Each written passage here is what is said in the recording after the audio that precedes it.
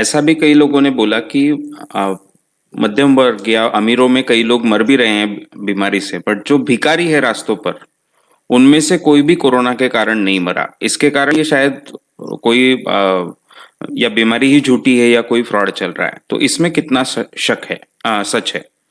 लोकेंद्र रायकवार इनका सवाल है। लोकेंद्र रायकवार इनका सवाल आपने सुना। सीधी सी बात है कि रास्ते के भिखारी नहीं मर रहे हैं।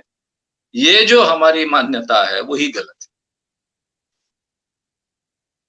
ये हो सकता है कि रास्ते का भिखारी मर गया तो भी किसी को पता नहीं चला, और आज किसी को किसी की तरफ ध्यान देने की आवश्यकता नहीं है। शुरुआत में जो मरे होंगे, बिल्कुल शुरुआत में जब हमारी संख्या 50-100 तक थी मरने की, तब शायद ध्यान जा सकता है। जब ये संख्या सैकड़ों में होने लगी तो हमारा ध्यान भी नहीं जाता है।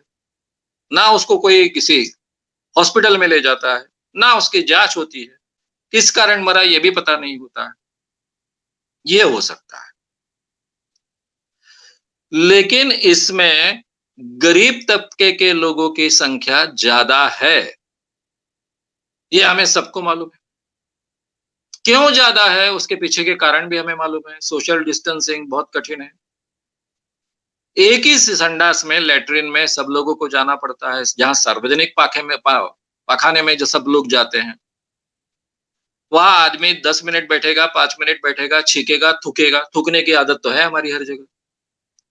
ड्रॉपलेट्स इधर उधर रहेंगे, नया आदमी जाएगा, उसको इन्फेक्शन होने की ज्यादा गुंजाइश है। जो लोग मध्यम वर्ग है, मध्यम वर्ग मुंबई में 2 प्रकार का है। एक मध्यम वर्ग ऐसा है कि एक ही छोटे से फ्लैट में 8-10 लोग रहते हैं। ये मध्यम वर्ग में ज्यादा बड़े पैमाने पर इन्फेक्शन होने की संभावना है। दूसरा मध्यम वर्ग ये है कि जो 2 ही लोग या 3 ही लोग केवल फ्लैट में रहते हैं, तो वहां संक्रमण की गुंजाइश कम है। तो जितने ज्यादा लोगों की सांस एक दूसरे के साथ में मिलते रहेंगे, और उसमें से कोई ना कोई बाहर जाएगा, दूसरे के संपर्क में आएगा, कोई नौकरी के लिए जाएगा, कोई सामान लाने के लिए जाएगा, तो संक्रमण के चांसेस तो बढ़ते हैं ना।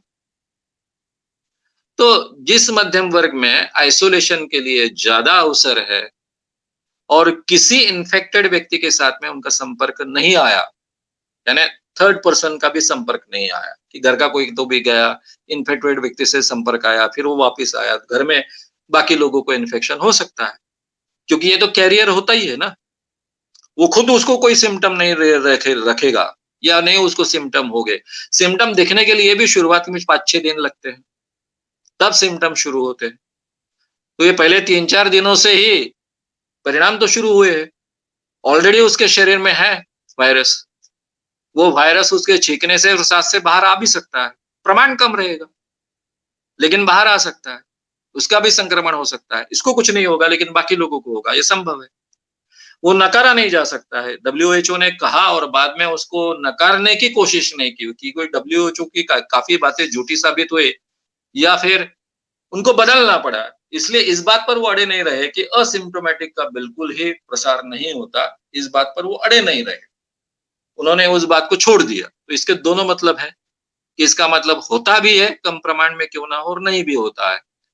तो इस अवस्था में मध्यम वर्ग में आपको ये प्रमाण दिखेगा कि लोग उसमें मर रहे हैं। लेकिन मध्यम वर्ग में मरेंगे तो उसकी ज्यादा चर्चा होगी, चिंता होगी, दौड़-धूप होगी, हॉस्पिटल में 10 फ़ोन जाएँगे। गरीब तबके का जाएगा तो उसकी कोई दखल नहीं लेगा, इसलिए उसके बारे में हमें जानकारी कम होती है। केवल आंकड़ों में वो जानकारी हमें मिलती है। लेकिन अगर आप जाकर देखेंगे तो आपको पता चलेगा कि जहाँ बड़े पैमाने पर लोग एक-दूसरे के साथ में रहते हैं, एक ही रूम में 10-10, 10 बाय 10 के रूम में 5-6 लोगों से लेकर 10 तक लोग रहते हैं, कि जहाँ सोना भी संभव नहीं होता है सबको एक साथ में, वहाँ ज़्यादा बड़े पैमाने पर इसका असर हो रहा है, और वो लोग ज़्यादा बड़े पैमाने पर इसके बलि भी चढ़ रहे हैं।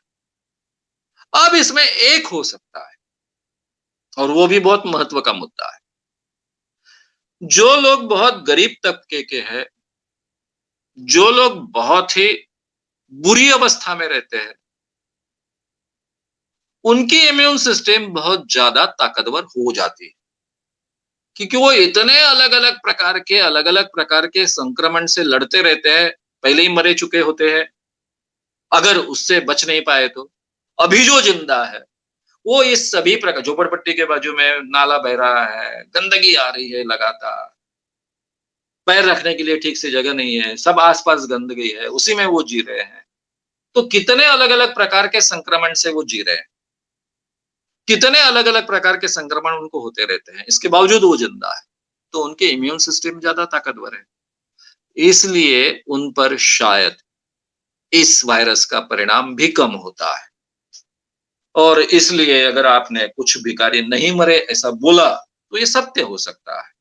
असत्य ने होगा ही ऐसा नहीं। लेकिन मध्यम वर्ग के लोग भी मर रहे हैं और भिखारी नहीं मर रहे हैं, ये आम जनरल स्टेटमेंट नहीं किया जा सकता है। ये अपवाद हो सकता है।